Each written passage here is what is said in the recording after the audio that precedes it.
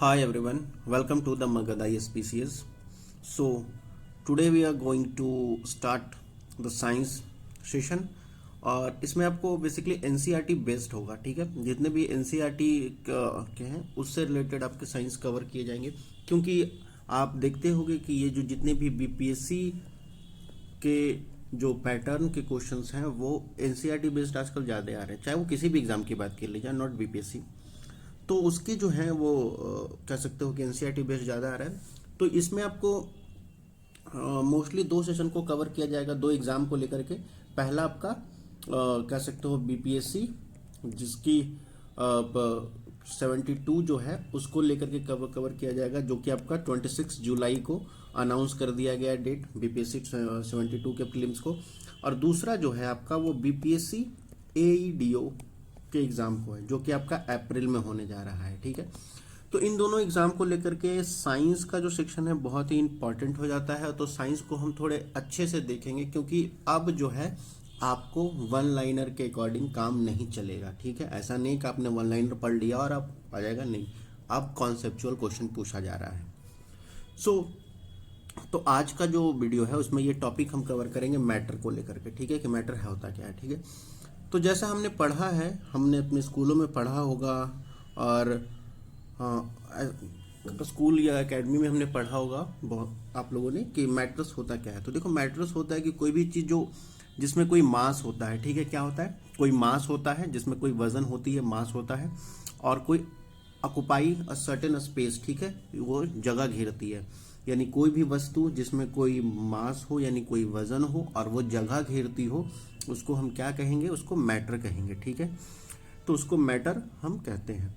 उसके आगे बात करता है, जैसे आप एग्जांपल में ले लो, कोई भी चीज़ है, आपके बुक्स हैं, बेंच है, आपके घर में जो टॉयज हैं वो भी हो सकते हैं, और हम लोग खुद होते हैं, क्योंकि हम लोग के अंदर भी एक मास है और हम लोग खुद एक स्पेस ऑक्युपाई करते हैं, जगह घेरते ही हैं। ठीक है, तो अब देखो, इसका फिजिकल नेचर की बात करते हैं। ये तो पता चल गया आपको कि मैटर होता क्या है। अब इसके फिजिकल नेचर की बात करते हैं। तो मैटर के फिजिकल नेचर की बात, अगर आप लोग को दिख नहीं रहा हो तो थोड़ा मैं जूम कर देता हूँ।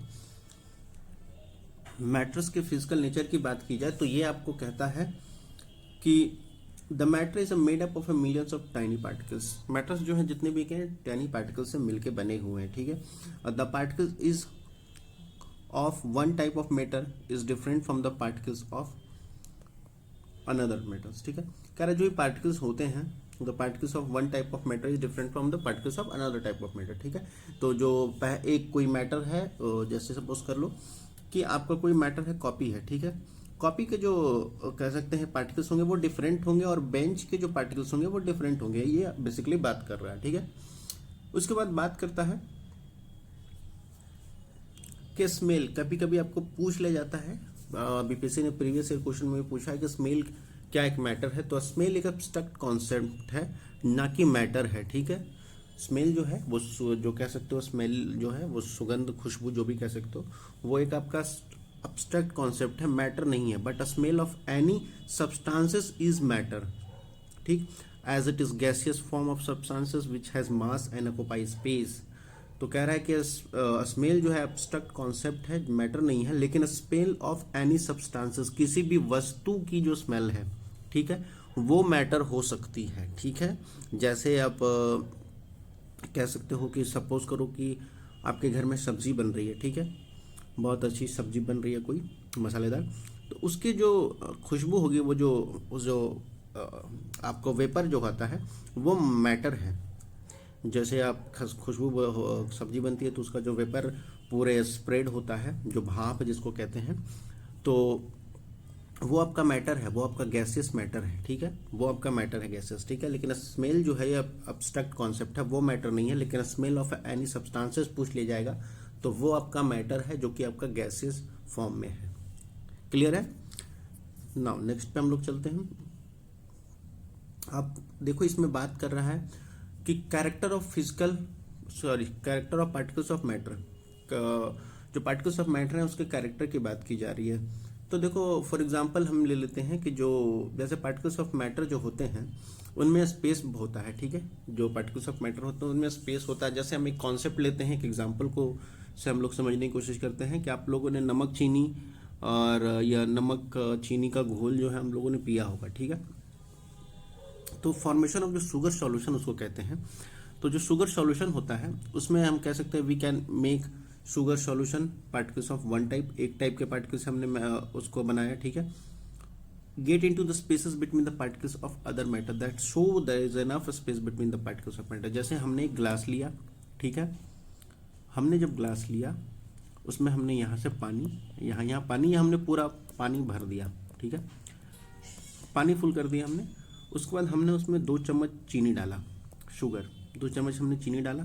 तो आप ये ऑब्जर्व करोगे कि ये देखोगे कि ये जो इसका लेवल है पानी का, अगर वो उसमें क्या हुआ, पानी गिरा नहीं है, ठीक है। वो पानी को हम शुगर को हमने डाला, उसको उसमें मिक्स कर दिया, तो वो मिक्स होकर के क्या हुआ कि ये जो शुगर, ये जो लेवल है वाटर का, ये अप नहीं हुआ है, बढ़ा नहीं है, उतना ही लेवल पे। दैट मीन्स कि जो पार्टिकल्स होते हैं उनमें स्पेस होता है, ठीक है। ये शो करता है कि उसमें पार्टिकल्स ऑफ मैटर में स्पेस होते हैं, जिसमें ये जाकर के शुगर आपको उसमें एडजस्ट कर जाता है या मिक्स हो जाता है, ठीक है। The particles of matter are continuously moving. जो पार्टिकल्स ऑफ मैटर होता है वो कंटिन्यूसली मूविंग होता है, ये आपको याद रखें यार। ये ऐसे ऐसे स्टेटमेंट बेस्ड क्वेश्चन में पूछ ले जाएगा कि particles of matter continuous move करते हैं कि नहीं करते हैं, नहीं मूव करते हैं। जैसे आप देखोगे for example mixing of ink in water, ठीक है, वो आप देखोगे कि वो मूव करते हैं। अगर गैसियस फॉर्म में देखा जाए तो आपके घर के अंदर जो खिड़कियों से जो रोशनी आती है, धूप आती है, उसमें आप देखोगे कि वो जो पार्टिकल्स हैं वो इधर उधर टू एंड फ्रो मोशन में मूव कर रहे हैं गैसियस फॉर्म में, ठीक है। तो उसको भी हम कहते हैं पार्टिकल्स ऑफ मैटर मूव करते हैं। ओके, नाउ नेक्स्ट देखो, नेक्स्ट की बात, नेक्स्ट में ये कहता है कि particles of matter are continuously moving as they possess kinetic energy. As the temperature rises, particles of matter move faster, ठीक है। This means that which is an increase in temperature with the kinetic energy of the particles of matter increases, ठीक है। अब इस बात को ध्यान से समझना, देखो पार्टिकल्स ऑफ मैटर ये जो है बहुत इंपॉर्टेंट हो जाता है इस कॉन्सेप्ट को, क्योंकि इससे क्वेश्चन बहुत पूछे गए हैं। कह रहा पार्टिकल्स ऑफ मैटर है जो कंटिन्यूसली मूव करता है, ठीक है, as they possess kinetic energy, जिसके कारण क्या होता है, काइनेटिक एनर्जी पोज की जाती है, ठीक है। अब देखो इसका एक एग्जांपल ले लो, ऐसे कि कभी आपने ये देखा होगा, हाँ, एक ग्लास लेते हैं, एक में गर्म पानी हमने रखा, एक गिलास में हमने क्या रखा, ठंडा पानी रखा, ठीक है। या इस एग्जाम्पल को छोड़ो, आपको यहाँ एग्जाम्पल दिया हुआ यहीं पर देखो, sugar dissolve faster in hot water, ठीक है, देन इन कोल्ड वाटर, ठीक है। हमने एक ठंडा पानी लिया, एक गर्म पानी लिया, ठीक है। अब दोनों में क्या किया, एक ठंडे पानी में हमने 2 चम्मच चीनी डाला और एक गर्म पानी में हमने 2 चम्मच चीनी डाला। तो आप क्या ऑब्जर्व करोगे, आप ये ऑब्जर्व करोगे कि जो गर्म पानी में जो हमने चीनी डाला है वो बहुत जल्दी डिजॉल्व कर गया, वो बहुत जल्दी घुल गया है in comparison to cold water, जो कि कोल्ड वाटर ठंडे पानी में हमने जो चीनी डाला था उसको थोड़ा टाइम लग रहा है घुलने में हॉट वाटर के मुकाबले, ठीक है। तो ये आपका कॉन्सेप्ट कहा जा रहा है कि जो टेम्परेचर जैसे जैसे राइज होगा तो उसमें पार्टिकल्स की मूवमेंट क्या होगी, फास्ट होगी, ठीक है। जैसे टेम्परेचर राइज होगा पार्टिकल्स की मूवमेंट फास्ट होती है, ठीक है। तो ये आपको इस बेसिकली इस बात का मतलब है, ठीक है, कि आपका क्या हो रहा है कि जो पार्टिकल्स ऑफ मैटर जो कंटिन्यूसली मूव कर रहे हैं, अगर उस पार्टिकल्स ऑफ मैटर में अगर टेम्परेचर की इंक्रीजमेंट देखने को मिलती है तो मूवमेंट क्या होगा, पार्टिकल्स ऑफ मैटर का भी फास्ट देखने को मिलेगा, ठीक है। यानी डायरेक्टली प्रोपोर्शनल है पार्टिकल्स ऑफ मैटर की मूवमेंट टेम्परेचर से। अगर ऐसा का स्टेटमेंट आ गया तो आप लिख दीजिएगा, ठीक है। नेक्स्ट चलते हैं, नेक्स्ट आपको क्या कह रहा है, देखो एक क्वेश्चन है यहाँ पर, ये बिल्कुल एनसीईआरटी बेस्ड है, तो आप इसमें कोई आपको घबराने की ज़रूरत नहीं है, सारा पॉइंट आपको कवर किया जाएगा क्योंकि एनसीईआरटी बेस्ड ही हम लोग कवर कराएंगे इस सेशन में, ठीक है।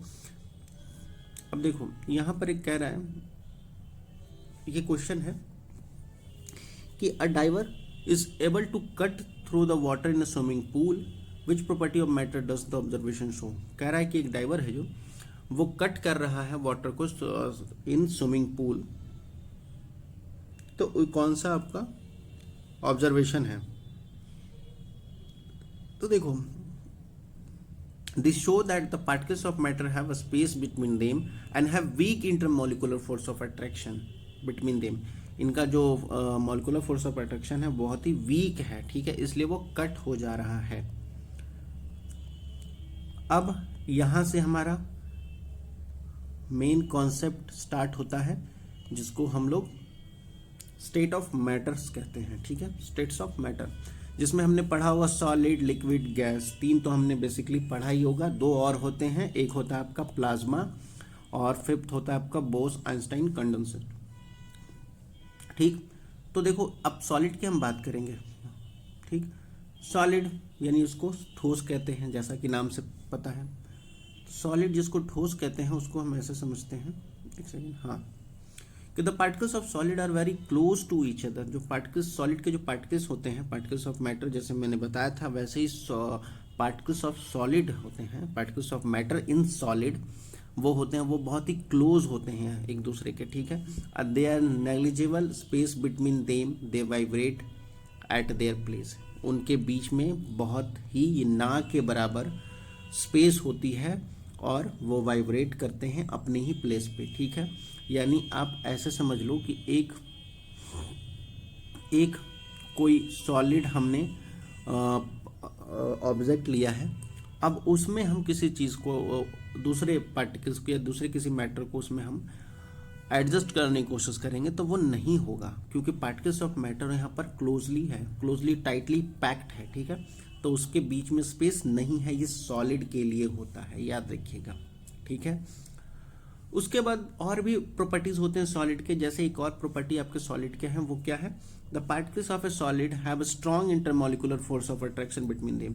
जो इसका जो इंटरमॉलिक्यूलर फोर्स ऑफ अट्रैक्शन है बहुत ही स्ट्रॉन्ग होता है, जिसके कारण ये बहुत ही एक दूसरे को, पूरे पार्टिकल्स एक दूसरे को पकड़े हुए रहते हैं, ठीक है।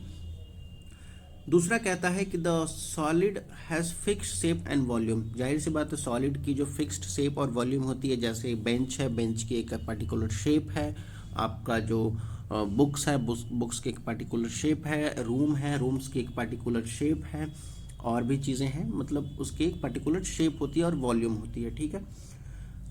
उसके बाद तीसरा कहता है the solid can not take the shape of the container, ठीक है। अब किसी भी चीज़ को, सॉलिड जो होती है, किस ऑब्जेक्ट, वो कंटेनर का शेप नहीं ले सकता है, ठीक है।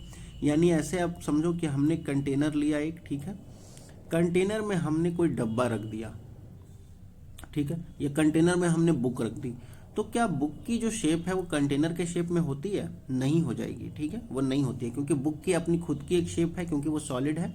कंटेनर की खुद की एक शेप है जो कि वो सॉलिड में आ रही है।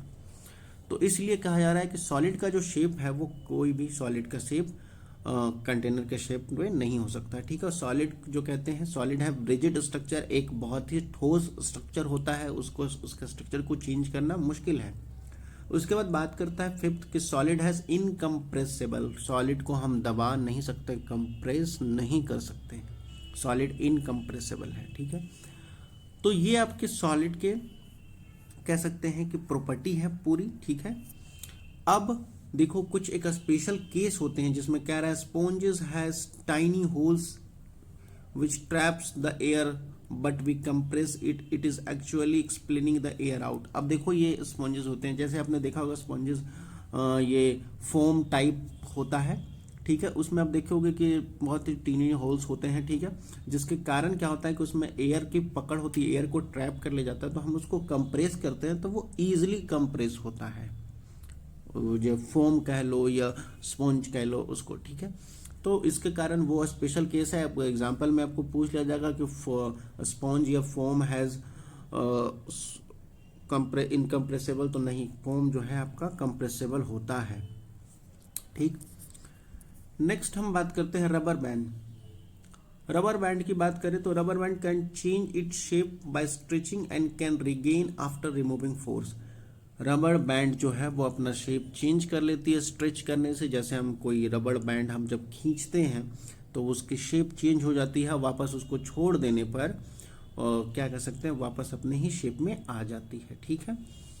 थर्ड की बात करता है when you rotate the hour glass the sand flow like a liquid when you observe each particles in isolation you will find that the each particles has the fix shape, ठीक है। देखो जो एक ये सैंड ये जो our glass है जिससे ये टाइम का पता चलता था पहले के ज़माने में, इसको अगर हम क्या करते हैं, the sand flow in like a liquid, जो सैंड है वो लिक्विड की तरफ फ्लो होता है। When you observe the particles each particle in isolation you will find the each particles have a fix shape. ठीक है, ये जो इसमें देखोगे यहाँ पर दिख रहा होगा कि ये जो सैंड है ये बिल्कुल लिक्विड की तरह ऐसे नीचे आ रहा है। ठीक है, लेकिन हम जब इसको ध्यान से देखेंगे तो देखेंगे कि ये पार्टिकल्स हैं, एक एक पार्टिकल्स हैं सैंड के, जिसको रेत कहते हैं, बालू कहते हैं, उसके एक कण हैं जो गिर रहे हैं। ठीक है, और उस हर एक कण की एक अलग अलग शेप है। ठीक है, तो ये नहीं कह सकते हैं आप कि यहाँ पर ये सैंड की शेप चेंज हो रही है, नहीं, शेप जो सैंड के पार्टिकल्स होते हैं उसके खुद की एक शेप है। ओके, तो ये हमने पढ़ लिया सॉलिड के टोटल्स प्रॉपर्टी। अब हम लिक्विड के प्रॉपर्टी को पढ़ते हैं। लिक्विड की प्रॉपर्टी की बात कर ली जाए तो particles of liquid are slightly far from each other. इसकी जो प्रॉपर्टी होती है, जो पार्टिकल्स ऑफ लिक्विड होती है वो एक दूसरे के बीच में स्पेस होते हैं, वो एक दूसरे के बीच में काफ़ी दूरी पे रहते हैं। ठीक है, जैसे हमने सॉलिड में पढ़ा था, सॉलिड में नहीं होते हैं, वो बहुत क्लोज होते हैं, लिक्विड में थोड़े स्पेस देते हैं। उसके बाद बात करता है कि the force of attraction between the particles are not so strong and particles can move freely. देखो कह रहा है कि इसका जो फोर्स ऑफ अट्रैक्शन होता है लिक्विड में वो इतना स्ट्रांग नहीं होता, यानी कि वीक होता है, so that they can move freely. वो एक दूसरे को पार्टिकल्स मूव करते हैं इधर उधर फ्रीली। ठीक है, जैसे आप पानी का बॉटल लोगे, पानी का बॉटल लेकर के आप उसको अगर शेक करोगे, शेक करने के बाद अगर उसको रोकोगे तो देखोगे कि वो जो फ्रीली मूव कर रहे हैं पार्टिकल्स उसमें। ठीक है, तीसरी की बात करता है they have little space between them so they give us most important properties of liquid which is as flow। तो कह रहा है कि इसके बीच जो कह सकते हैं कि लिटिल स्पेस बिटवीन होता है, जिस जो क्या कह रहा है, this give us most important property of a liquid which are as flow. इनके बीच में जो फोर्स ऑफ अट्रैक्शन के बीच में जो स्पेसेस होते हैं, पार्टिकल्स के बीच में स्पेसेस होते हैं, इससे एक इंपॉर्टेंट प्रॉपर्टी ऑफ लिक्विड पता चलती है, जिससे ये पता चलता है कि जो inter molecular force of attraction है लिक्विड का, उनके बीच में इंटरमीडिएट, उनके बीच में थोड़े से स्पेसेस हैं। तो ये आपका हो गया इंटरमोलिकुलर स्पेस का। उसके बाद नेक्स्ट बात करता है कि the liquid has not fix shape. देखो लिक्विड का कोई शेप नहीं होता है। ठीक है, पहले तो लिक्विड समझ लो, लिक्विड होता क्या है। लिक्विड जो भी लिक्विड, जैसे आपका मिल्क हो गया, वाटर हो गया और आपका जूस हो गया, ये सब आपका लिक्विड है। ठीक है, और इसका कोई शेप नहीं है। अगर इसको आप ग्लास में रखोगे तो ग्लास के शेप का होगा, किसी कंटेनर में रखोगे तो कंटेनर का शेप का होगा, किसी कटोरी में रख दोगे तो कटोरी के शेप का होगा। ठीक है, तो इसका कोई फिक्स शेप नहीं होता है लिक्विड का। ठीक है, लेकिन सॉलिड का फिक्स शेप होता है, जैसे कि हमने पहले पढ़ा था। अब उसके बाद बात करता है कि the solid can take the shape of a container. Solid जो है किसी भी ऑब्जेक्ट में आप रख दीजिएगा सॉलिड लिक्विड को, वो उसकी शेप को उसी शेप में आ जाएगा। जैसे हमने उसको ग्लास में रखा किसी लिक्विड को तो लिक्विड के शेप में आ जाएगा, हमने बॉटल में रखा तो बॉटल के शेप में आ जाएगा। ठीक, अब उसके बाद कह रहा है कि the liquid has not rigid structure. जाहिर सी बात है भाई, कोई फिक्स शेप है नहीं, तो लिक्विड की कोई रिजिड स्ट्रक्चर है नहीं। और लिक्विड आर इनकम्प्रेसिबल। लिक्विड जो है इनकम्प्रेसिबल है। और liquid can flow easily. Liquid जो है इजली फ्लो हो जाती है, यानी आपको बह जाती है। अगर पानी को आपने कहीं फेंका तो वो मूव करती है, बहती है। ठीक है, तो ये लिक्विड की बात हो रही है। अब इसके बाद हमने गैस के बारे में पढ़ना है। देखो गैस जो है हमारा इंपॉर्टेंट हो जाता है, क्योंकि स्टेटमेंट बेस्ड यहीं से आएंगे। अगर आएंगे तो यहीं से आएंगे, क्योंकि यहीं से आपको आजकल स्टेटमेंट बेस्ड पूछ रहे हैं, तो इसी से क्वेश्चन आएंगे। ठीक है, वन लाइनर बहुत कम चांसेस अब हो कि आएंगे। तो कह रहा है particles of a gas are very far from each other. Particles, जो गैस के पार्टिकल्स हैं वो एक दूसरे से काफ़ी दूर होते हैं। The force of attraction between the particles are weak and the particles can move freely in the all direction. देखो जो गैसेस में पार्टिकल्स ऑफ गैसेस जो होते हैं, गैसेस में जो पार्टिकल्स होते हैं वो बहुत ही एक दूसरे से फार होते हैं, जिससे ये देखने को मिलता है जो फोर्स ऑफ अट्रैक्शन है उनके बीच का वो बहुत वीक होता है, और जिसके कारण ये देखने को मिलता है कि पार्टिकल्स बहुत ही ईजिली मूव करते हैं किसी भी डायरेक्शन में। इसका एग्जाम्पल मैंने पहले भी बताया था कि अगर आपके घर में जो धूप आती है, जैसे धूप आती है घर में खिड़कियों से, तो वहाँ आप देखोगे, ऑब्जर्व करोगे कि वहाँ जो पार्टिकल्स हैं बहुत ही रैंडमली टू और फ्लो फ्लो मोशन में इधर उधर मूव कर रही है, ठीक है, ऑल डायरेक्शन में, ठीक है, क्योंकि उनके बीच फोर्स ऑफ अट्रैक्शन बहुत ही वीक है, जिसके कारण वो बहुत ही इजीली मूव कर जा रही है, ठीक है। अब यहाँ पर आपको एक ध्यान देना पड़ेगा कि कभी ऐसा असेंडिंग या डिसेंडिंग ऑर्डर में पूछ लिया जाएगा कि सॉलिड का फोर्स ऑफ अट्रैक्शन, लिक्विड का फोर्स ऑफ अट्रैक्शन और गैसेस का फोर्स ऑफ अट्रैक्शन ये असेंडिंग में है या डिसेंडिंग में, ऐसे पूछ लिया जाएगा किसका ज़्यादा है किसका कम है। तो आपको पता होगा जो फोर्स ऑफ अट्रैक्शन सबसे ज़्यादा सॉलिड का है, उसके बाद किसका है, लिक्विड का है, उसके बाद सबसे कम किसका है, गैसेस का है, ठीक है। तो ये आपको अगर पूछ लिया जाएगा असेंडिंग डिसेंडिंग में तो आप लोग बता देना, ठीक है। उसके बाद आगे बात करता है कि the particles of a gas have a weak intermolecular force of attraction between them. देखो जो कह रहा है पार्टिकल्स ऑफ ए गैसेस हैं उनके बीच के जो इंटरमोलिकुलर फोर्स ऑफ अट्रैक्शन है बहुत ही वीक है, जिसके कारण हमने एक दूसरे को मूव करते हैं और डायरेक्शन में पार्टिकल्स, ठीक है। अब देखो बात करता है gas is neither the fix shape और नॉट द वॉल्यूम, ठीक है। जाहिर सी बात है भाई, गैस का कोई फिक्स शेप है नहीं और कोई भी वॉल्यूम है नहीं। गैसेस को भी वही है, जैसे बलून में अगर गैस हमने भरा तो बलून के शेप का हो जाएगा, अगर हमने किसी बॉटल में रखा, किसी टंकी में हमने भरा गैस को, तो गैस उसके शेप का हो जाएगा। इसका कोई शेप गैस का भी नहीं है, सिर्फ वो शेप किसका शेप है, सॉलिड का शेप होता है। एक फिक्स्ड शेप सॉलिड का ही होता है, ना तो लिक्विड का होता है ना ही गैस का होता है, ठीक है। उसके बाद नेक्स्ट बात करता है the gas can take the shape of container. देखो गैस को हम जिस चीज में रखेंगे गैस उस शेप को कवर कर लेगा, ठीक है। अब gas has not rigid structure, gas का भी कोई रिजिड स्ट्रक्चर नहीं है और गैस जो है वो कंप्रेसिबल होता है, ठीक, तो उसको कंप्रेस किया जा सकता है। और गैस कैन इजिली फ्लो, वो भी इजिली फ्लो होता ही है, ठीक। तो ये आपका गैस है, सॉलिड लिक्विड गैस की प्रॉपर्टी हो गई। नेक्स्ट टॉपिक पे चलते हैं। देखो ये आप देख सकते हो, अब इसमें जो बात कर रहा है नेक्स्ट टॉपिक में, यहाँ है आपका डिफ्यूजन। डिफ्यूजन होता क्या है इसके बारे में देखते हैं। हम लोग डिफ्यूजन देख रहे थे, तो देखो बेसिकली डिफ्यूजन होता क्या है। तो डिफ्यूजन जो है वो कह रहा था process of intermixing the particles of two different types of matter it's called diffusion. कह रहा है जो दो डिफरेंट टाइप्स ऑफ मैटर होते हैं उनके जो पार्टिकल्स की जो इंटरमिक्सिंग होती है वो आपस में अगर मिक्स करते हैं उसको हम लोग डिफ्यूजन कहते हैं, ठीक है। बेसिकली यहाँ पर बात कर रहा है कि जो दो पार्टिकल्स डिफरेंट मैटर्स के जो दो पार्टिकल्स हैं उनके आपस में रैंडम मूवमेंट को हम डिफ्यूजन कहते हैं, ओके। अब देखो ये ऑर्डर कह रहा है, तो order the rate of the diffusion, ये इंपॉर्टेंट है आपको याद रखना कि the order the rate of the diffusion वो क्या होगा, गैसेस पहले आएंगे, फिर सॉलिड हो फिर लिक्विड होगा, फिर गैस होगा, ठीक है। एक सेकेंड माफ कीजिएगा, कंफ्यूजन हो गया। द रेट ऑफ डिफ्यूजन जो होगा वो आपका पहले गैस होगा, फिर लिक्विड होगा, फिर सॉलिड होगा, यानी जस्ट अपोजिट होगा। जैसे हम लोग सॉलिड लिक्विड गैस पढ़ते हैं उसके ठीक अपोजिट हो जाएगा, पहले गैसेस होंगे, फिर लिक्विड होगा, फिर सॉलिड होगा, ओके। अब देखो इसके आगे बात करता है the rate of diffusion increases with an increase in temperature, ठीक है। डिफ्यूजन इंक्रीज होगा जब टेम्परेचर इंक्रीज होगा, जब भी टेम्परेचर इंक्रीज होगा डिफ्यूजन की रेट इंक्रीज होगी, और जब टेम्परेचर डिक्रीज होगा तो ऑफ कोर्स डिफ्यूजन की रेट ऑफ डिफ्यूजन डिक्रीज होगा, ठीक है। ये होता क्यों है, तो ये होता ही इसलिए है कि this is because when you increase the temperature the kinetic energy of the particles increases, they mix into the other quickly. जाहिर सी बात है, जैसे हमने पढ़ा कि इसके पहले पढ़ा था हमने कि जैसे टेम्परेचर इंक्रीज करते हैं तो जो काइनेटिक एनर्जी होती है पार्टिकल्स की वो बहुत क्विकली मूव करती है, फास्टर मूव करती है और एक दूसरे से मिक्स हो जाती है, ठीक है। इसलिए क्या होता है कि जब भी टेम्परेचर बढ़ेगा तो रेट ऑफ डिफ्यूजन भी बढ़ेगा, क्योंकि मूवमेंट बढ़ेगी, टेम्परेचर बढ़ेगा तो मूवमेंट बढ़ेगी बढ़ेगी, ओके।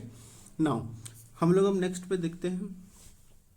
अब देखो नेक्स्ट में यहाँ कह रहा है कि द अरेंज द फॉलोइंग, इसको थोड़ा जूम कर लेता हूँ आप लोग को शायद दिखे ना, हाँ।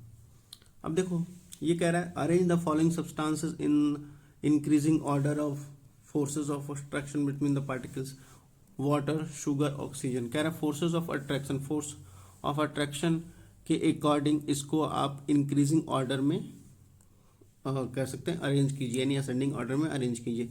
The force of attraction is strong and solid. देखो हमने पढ़ा था कि फोर्सेस ऑफ स्ट्रॉन्ग और फोर्स ऑफ अट्रैक्शन सबसे ज़्यादा स्ट्रॉन्ग किस में होता है, सॉलिड में होता है, उसके बाद किस में होता है, लिक्विड में होगा, उसके बाद किस में होगा, तो गैसेस में होगा। सबसे स्ट्रॉन्ग इसमें होगा, फिर उससे वीक इसमें होगा और इसमें सबसे वीक होगा, ठीक है। तो अब हमें ये देखना है कि ये आपका है क्या, वाटर क्या है, लिक्विड के फॉर्म में है, शुगर आपका क्या है, सॉलिड के फॉर्म में है, गैसेस आपका क्या है, गैसेस के फॉर्म में है, ऑक्सीजन आपका गैसेस के फॉर्म में, ठीक है। तो हमने पढ़ा था कि the force of attraction in is strong in solid and weak in gases, ठीक है। शुगर इज सॉलिड, जैसा कि मैंने बताया आपको अभी। वाटर इज लिक्विड, जैसा कि आपको बताया गया। Gases is oxygen is gases, ठीक है। So the order of the forces is oxygen, water and sugar, okay. इतना तो आप लोगों को क्लियर हो गया होगा, इजी था। अब हम इसके चेंज इन स्टेट की बात करेंगे, ठीक है, कि क्या जो मैटर है वो दूसरे स्टेट्स में चेंज हो सकते हैं, ठीक है, यानी दूसरे के फॉर्म में आ सकते हैं। कोई सॉलिड है अगर, क्या वो लिक्विड में जा सकता है, कोई लिक्विड है क्या वो गैसेस में हो सकता है। ये तो इसको थोड़ा आप लोग डिटेल से देखो। ये बात कर रहा है कि जो यहाँ सॉलिड है, यहाँ लिक्विड है आपका, और ये गैसेस है, ठीक है। अब बात कर रहा है कि अगर हम सॉलिड से लिक्विड में जाएंगे तो उसको मेल्टिंग कहेंगे। क्या कहेंगे? मेल्टिंग। सपोज करो कोई आइस है, ठीक है, यानी बर्फ है, उसको आइस को अगर हम मेल्ट करेंगे तो वो क्या होगा, लिक्विड के फॉर्म में होगा, ठीक है। और मेल्ट करने के लिए क्या चाहिए, टेम्परेचर नॉर्मल चाहिए, ठीक है, या टेम्परेचर को इंक्रीज किया जाएगा तो वो मेल्ट होगा, ठीक है। तो जैसे ही थोड़ा सा टेम्परेचर को क्या कह सकते हो, मेल्ट करने के लिए कीजिएगा तो ये आपका लिक्विड के फॉर्म में आ जाएगा। अब वे लिक्विड के फॉर्म में आ गया तो ये क्या हो गया, पानी बन गया, ठीक है। अब इस पानी को आप लोग क्या करोगे, गर्म कर दोगे, बॉईल कर दोगे। तो अगर इस पानी को हम बॉईल करेंगे 100 डिग्री सेल्सियस पे तो ऑफकोर्स क्या होगा कि वो वेपर के फॉर्म में होगा। जैसे ही वेपर के फॉर्म में होगा तो वाटर वेपर बन के वो गैसेस के फॉर्म में हो जाएगा, ओके। तो गैसेस के फॉर्म में हो जाएगा। अब देखो गैसेस के फॉर्म में हो गया तो ये वाटर वेपर बन जाएगा, ठीक है। अब इसके ठीक अपोजिट चलो कि उस गैसेस फॉर्म को अगर हम क्या कर सकते हैं, कंडेंसेट करते हैं तो वापस किस में आ जाएगा, वापस आपके वाटर के फॉर्म में आ जाएगा, ठीक है। उसी वाटर को आप अगर आप फ्रिज में रख दोगे, फ्रिज कर दोगे, फ्रिज में रख दोगे तो बर्फ बन जाएगा। बर्फ बन के वो क्या, आइस के फॉर्म में वापस सॉलिड के फॉर्म में आ जाएगा, ठीक है। तो इतना आपको पता चल गया कि ये एक दूसरे के कह सकते हो कि स्टेट चेंज करते हैं, ठीक है। अब इसके बाद हम लोग देखते हैं कि कौन कौन से हैं जिससे आप कह सकते हो कि एक दूसरे से कन्वर्ट होते हैं। तो कह रहा है there are 3 state of matters, these states of matter can interconvert into each other, ठीक है। कह रहा है बेसिकली यहाँ पर 3 स्टेट्स ऑफ मैटर हैं, सॉलिड, लिक्विड, गैस, और यही 3 जो मैटर हैं एक दूसरे से इंटर कन्वर्ट होते रहते हैं, एक दूसरे के फॉर्म में चेंज होते हैं। और उस फॉर्म में जो चेंज होते हैं उस प्रोसेस को क्या बोलते हैं, इसके बारे में हम लोग पढ़ेंगे, ठीक है। उम्मीद है यहाँ तक आप लोगों को कोई दिक्कत नहीं होगा। अगर कोई दिक्कत होगा तो आप लोग कमेंट सेक्शन में पूछ सकते हैं, मैं वापस से उस टॉपिक को समझाने की कोशिश करूँगा नेक्स्ट वीडियो में, अगर वो इसकी नेक्स्ट वीडियो नेक्स्ट चैप्टर की होगी उसमें। तो देखो मेल्टिंग की बात करता है। मेल्टिंग को हम जैसा कि नाम से जानते हैं मेल्ट, और इसको फ्यूजन भी कहते हैं। तो कह रहे the process in which the substances change its state from solid to liquid is called melting. कह रहा जो उस प्रोसेस में जब कोई सब्सटेंसेस अपनी स्टेट जो सॉलिड की स्टेट है उससे चेंज होकर के लिक्विड की स्टेट में जाता है, उसको हम क्या कहेंगे, उसको हम मेल्टिंग कहेंगे। जाहिर सी बात है, कोई सॉलिड यानी सॉलिड हम बर्फ ले लेते हैं, आइस ले लेते हैं, उसको अगर हम मेल्ट करेंगे तो मेल्ट करके पिघल के वो लिक्विड के फॉर्म में पानी बनेगा, ठीक है। तो उसी को हम क्या कहेंगे, उस प्रोसेस को मेल्टिंग कहेंगे या फ्यूजन कहेंगे, ठीक है। मेल्टिंग कॉमन हम लोगों ने सुना होगा, फ्यूजन से थोड़ा कंफ्यूज नहीं होइएगा, ये फ्यूजन है, ठीक है। फ्यूजन और फ्यूजन में डिफरेंस है, याद रखिएगा। अब उसके आगे कहता है temperature at which the solid start converting into the liquid at atmosphere pressure is called melting point. कह रहा है उस टेम्परेचर पे, जिस टेम्परेचर पे सॉलिड कन्वर्ट होना शुरू करता है लिक्विड में, यानी पिघलना शुरू कर रहा है लिक्विड के फॉर्म में, उसको हम क्या कहेंगे, मेल्टिंग पॉइंट कहेंगे। यानी जिस टेम्परेचर पे वो एग्जैक्ट टेम्परेचर पे मेल्ट करेगा उस टेम्परेचर पे हम क्या कहेंगे, उसको मेल्टिंग पॉइंट कहेंगे। एग्जाम्पल के लिए आपको दिया हुआ the melting of ice cream, ice cream खा लो नहीं तो पिघल जाएगा, ओके। नेक्स्ट पे चलते हैं। देखो नेक्स्ट क्या रहा है, वेपराइजेशन। वेपराइजेशन की बात करता है तो the process in which the substances change it state from liquid to gas. जाहिर सी बात है कि कोई सब्सटेंसेस लिक्विड के फॉर्म में है और अगर वो कन्वर्ट होकर के गैस के फॉर्म में जाता है तो उसको हम लोग क्या कहेंगे, वेपराइजेशन कहेंगे, ठीक है, वेपराइजेशन कहेंगे। और जिस टेम्परेचर पे वो लिक्विड स्टार्ट होता है कन्वर्ट होना गैसियस के फॉर्म में, उसको हम लोग बॉइलिंग पॉइंट कहेंगे। क्या कहेंगे, बॉइलिंग पॉइंट कहेंगे। उसमें मेल्टिंग पॉइंट था कि जिसमें मेल्ट हो रहा था, इसमें बॉयल हो रहा है क्योंकि लिक्विड को बॉयल करेंगे, पानी को बॉयल करेंगे तभी वो गैसेस के फॉर्म में होगा। तो ये बॉइलिंग पॉइंट होगा कि जिस टेम्परेचर पे वो बॉयल होना शुरू होता है, ठीक है। एग्जांपल के लिए फॉर्मेशन ऑफ स्टीम, जब हम पानी को स्टीम बनाते हैं स्टीम के फॉर्म में तो उसको कहते हैं, ठीक है। यहाँ आपको एग्जांपल के लिए दिया हुआ है इतना बड़ा फिगर के साथ। अब इसके बाद बात करता है सी, फ्रीजिंग और सॉलिडिफिकेशन, ठीक है। जैसा कि नाम से हमें पता है फ्रीजिंग और सॉलिडिफिकेशन, तो the process in which the substances change it state from liquid to solid. कह रहा है कि वैसे प्रोसेस में जिसमें कोई सब्सटेंसेस लिक्विड से सॉलिड के फॉर्म में कन्वर्ट होता है उसको हम लोग सॉलिडिफिकेशन कहते हैं या फ्रीजिंग कहते हैं, ठीक है। जैसे एग्जांपल के लिए फॉर्मेशन ऑफ आइस, अगर हम पानी को फ्रिज में रखते हैं और वो फ्रिज होकर के क्या होता है, आइस के फॉर्म में होता है, तो लिक्विड से सॉलिड के फॉर्म में हो रहा है, उसको हम सॉलिडिफिकेशन कह सकते हैं या फ्रीजिंग कह सकते हैं, ओके। अब इसके बाद एक और है, इसको कहते हैं सब्लिमेशन। सब्लिमेशन होता क्या है कि जब कोई सॉलिड है वो, जब कोई सॉलिड, देखो जब कोई सॉलिड है वो गैसियस के फॉर्म में कन्वर्ट होता है उसको हम सब्लिमेशन कहते हैं। जो कोई सॉलिड है अगर वो गैसेस के फॉर्म में कन्वर्ट हो रहा है तो उसको हम लोग सब्लिमेशन कहते हैं, ठीक है। एग्जाम्पल के लिए आपको दिया गया sublimation of a dry ice, ठीक है। और एक और एग्जाम्पल आप लोग सुनते जाइएगा जो कि यहाँ नहीं दिया हुआ है, कैम्फर, जिसको हम लोग कपूर कहते हैं, ठीक है। कपूर सॉलिड के फॉर्म में होता है जो हम लोग पूजा वगैरह में यूज करते हैं। उस कपूर को अगर हम गर्म करेंगे, ठीक है, जलाएंगे नहीं, बर्न नहीं करेंगे, हम उसको गर्म करेंगे, हीट करेंगे, तो वो गैसेस के फॉर्म में कन्वर्ट हो जाती है, यानी वो गैसेस के फॉर्म बन के वो उड़ जाती है, ठीक है। तो वो सब्लिमेशन का प्रोसेस है, ठीक है, कि वो डायरेक्ट क्या हो रहा है, सॉलिड से गैसेस के फॉर्म में जा रही है, ठीक है, उसको सब्लिमेशन कहते हैं, ओके। ये आपका एक एग्जांपल हो गया।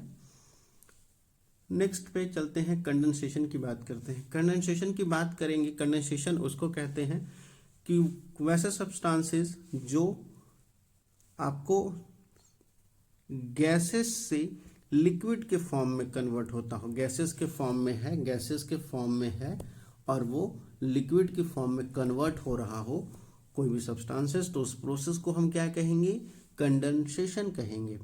अब उस कंडेंसेशन को हम ध्यान से समझते हैं। तो कंडेंसेशन है क्या, देखो, the formation of water droplets on cold surface, उसको हम क्या कहेंगे, कह सकते हैं कि जैसे कोई पानी, सपोज करो कि हमने यहाँ पानी, ये गर्म पानी रखा हुआ बॉयल, अगर इसके ऊपर हमने कुछ रख दिया, ठीक है, या इसके ऊपर हमने कुछ रख दिया, तो वाटर ड्रॉपलेट जो होता है ना उसको क्या, वो क्या है आपका, वो फॉर्मेशन हो रहा है किससे, आपको लिक्विड से गैसेस से लिक्विड के फॉर्म में हो रहा है। जो ये वेपर यहाँ से गया, वेपर बन के फिर ये जो हमने यहाँ पर कुछ कोई थाली या कुछ ऐसा रख दिया जिससे यहाँ पर वाटर ड्रॉपलेट्स हो जाते हैं, जम जाते हैं, उसको हम कहते हैं, ठीक है। तो बेसिकली यहाँ बात कर रहा है कि गैसियस से गैसेस से लिक्विड के फॉर्म में हो, उसको कंडेंसेशन कहते हैं, ओके।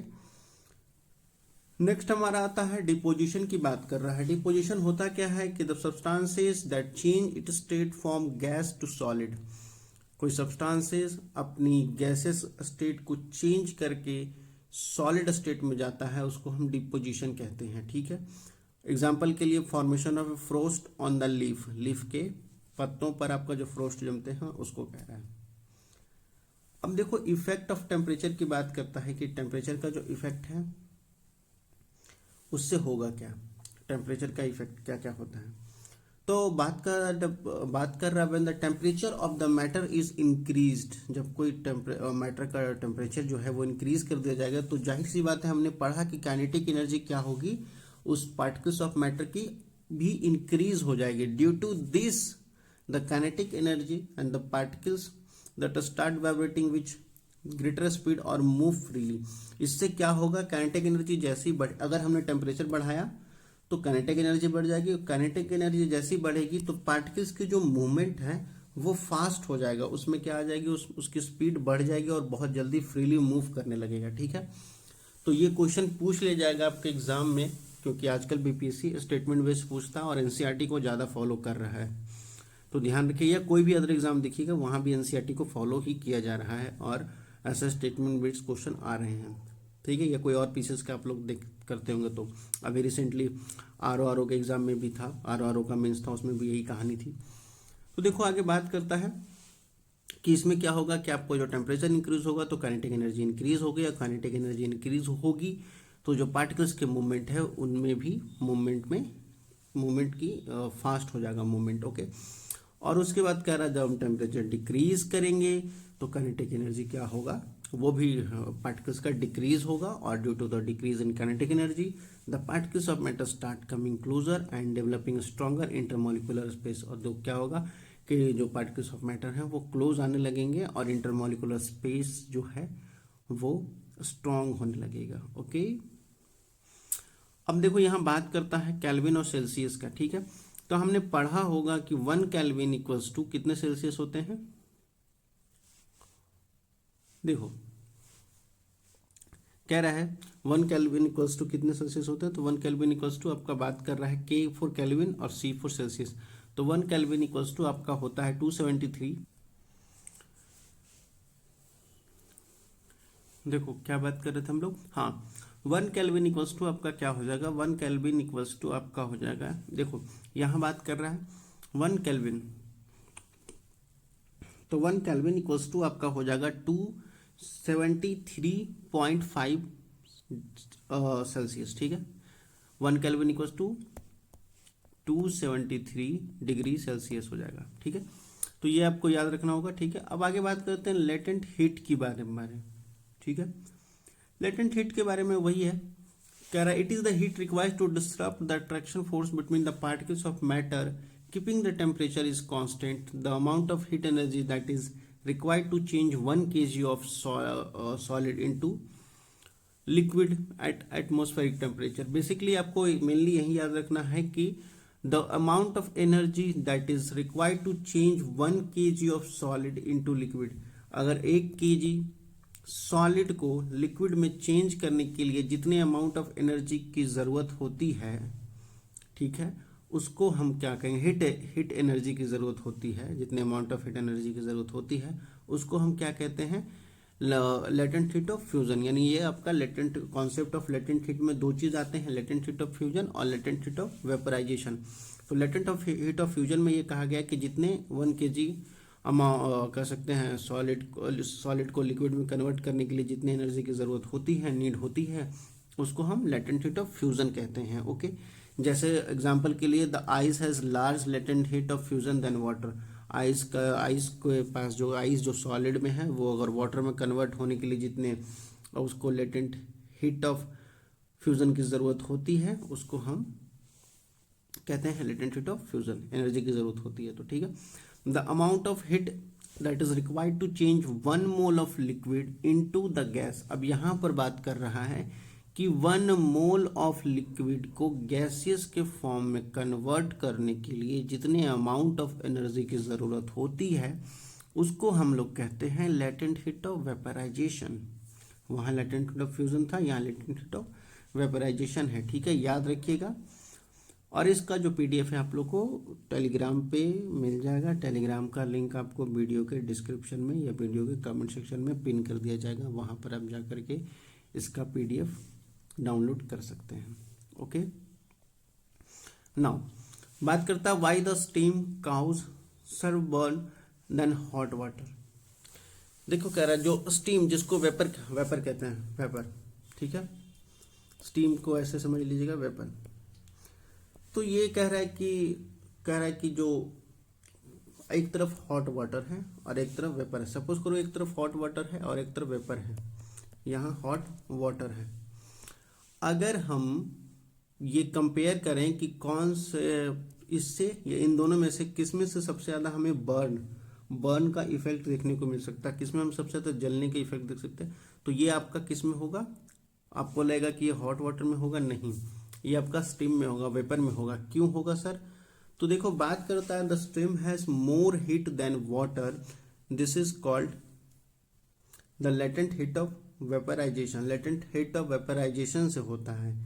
इसके कारण क्या होगा कि जो स्टीम है उसके पास बहुत ज़्यादा हीट होती है हॉट वाटर के मुकाबले, क्योंकि वो वेपराइजेशन में, लेटेंट हीट के वेपराइजेशन में उसमें उसके कारण उसके पास हीट बहुत ज़्यादा होती है हॉट वाटर के कारण, इसलिए वहाँ पर बर्न होने के चांसेस बहुत ज़्यादा होते हैं और होते भी हैं। हॉट वाटर से ज़्यादा कह सकते हैं कि वो बर्न करता है स्टीम आपका।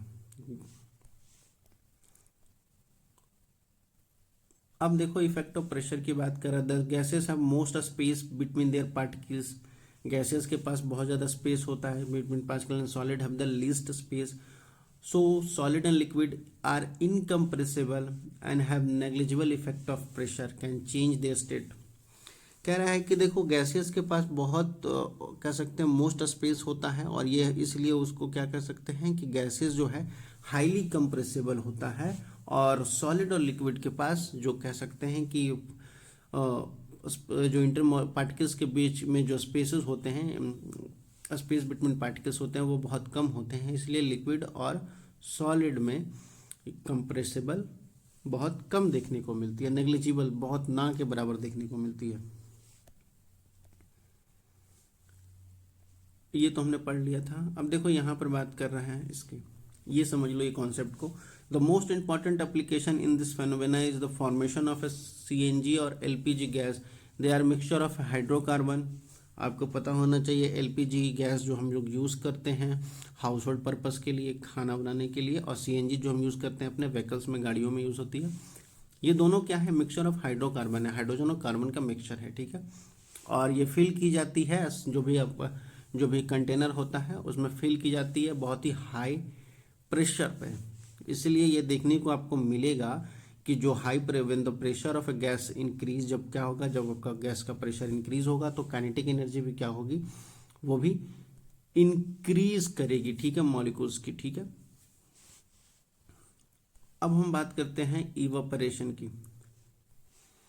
देखो इवापोरेशन की बात कर ली जाए तो evaporation is the process in which liquid state change into the gaseous state when it heated at any temperature is called vaporization।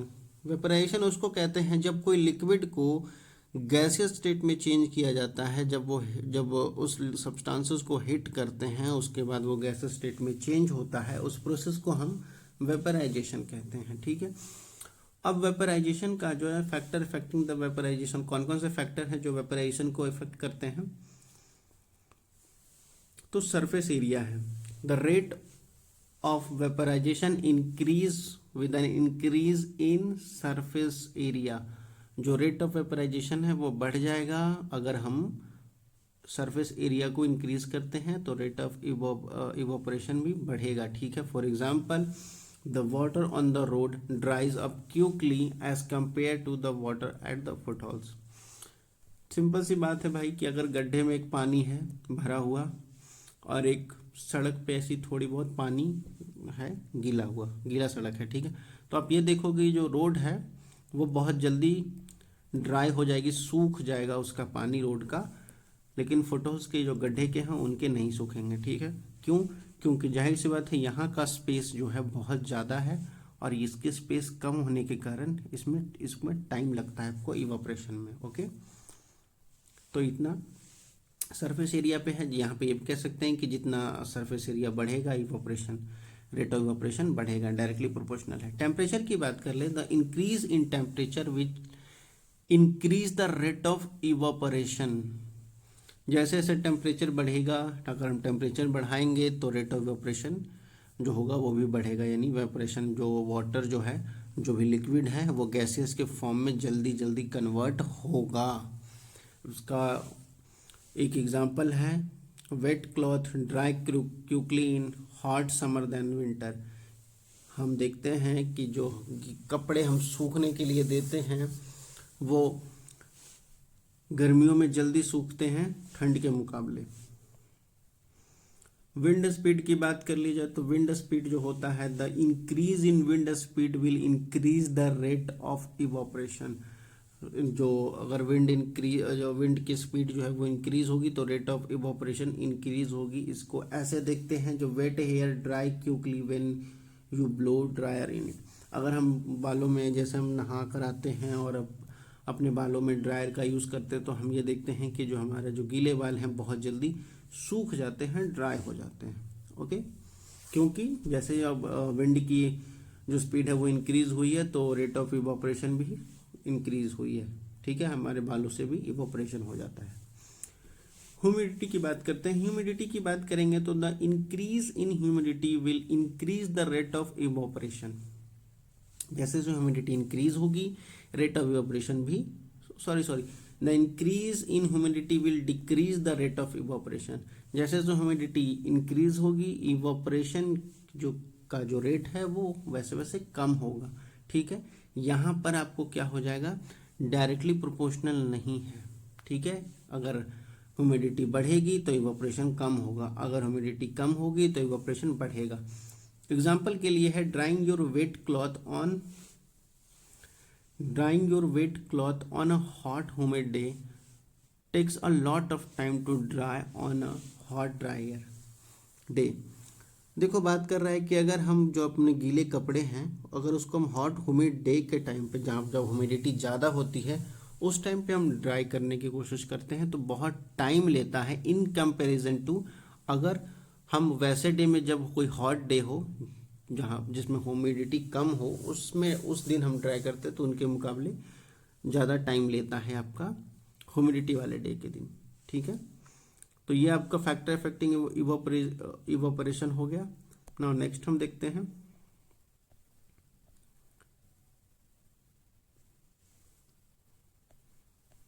बस ये लास्ट है आपका।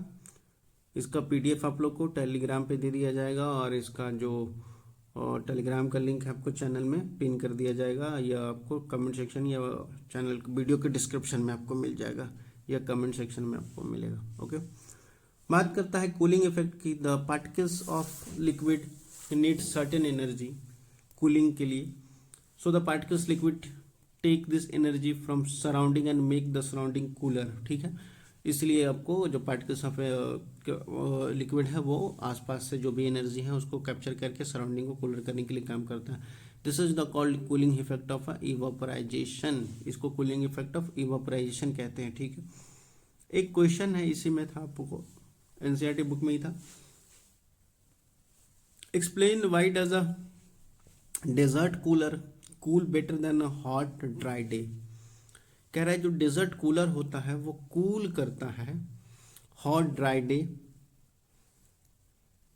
के दिन, बहुत कह सकते हैं cool better than a hot dry day. ठीक है, better on hot dry day, hot dry day के टाइम पे बहुत ज़्यादा कह सकते हैं कि वो कूल करता है। ये इसका रीज़न क्या है एक्सप्लेन करने का, तो आप एक्सप्लेन करने में क्या होगा, तो बेसिकली बात कर रहा है कि जो जो कूलर होता है वो स्प्रिंकल करता है by water constantly which evaporate due to the hot dry weather के कारण। ठीक है, इसी कारण आपको क्या होगा, जब आप देखोगे जब आप कूलर का यूज़ करते हो तो वो क्या होगा कि आपके जो रूम है उसको बहुत जल्दी ठंडा कर देता है। ठीक है, तो ये आपका ओवरऑल मैटर को लेकर के टॉपिक था। ठीक है, मैटर के जो भी टॉपिक थे इसको ख़त्म कर दिया गया है। ये क्लास 9th के एनसीईआरटी का पार्ट था। ठीक है, अगर इसमें से कोई डाउट या कोई क्वेश्चन या कुछ हो तो आप लोग कमेंट सेक्शन में बता सकते हैं और मैं कोशिश करूँगा कि नेक्स्ट वीडियो जब आएगी साइंस का तो उस टॉपिक के साथ साथ प्रीवियस ईयर जो क्वेश्चन पेपर है, प्रीवियस ईयर के जो भी क्वेश्चन हैं उस टॉपिक से रिलेटेड उसको भी कवर किया जाए साथ साथ। ठीक है, तो मैं इसको कोशिश करूँगा नेक्स्ट वीडियो में कि ये पॉसिबल हो पाए। ठीक है, अगर आपको वीडियो अच्छी लगती हो तो प्लीज़ लाइक और सब्सक्राइब कर दो और बाकी पढ़ते लिखते रहो। धन्यवाद। और इसके पीडीएफ चाहिए तो आपको कमेंट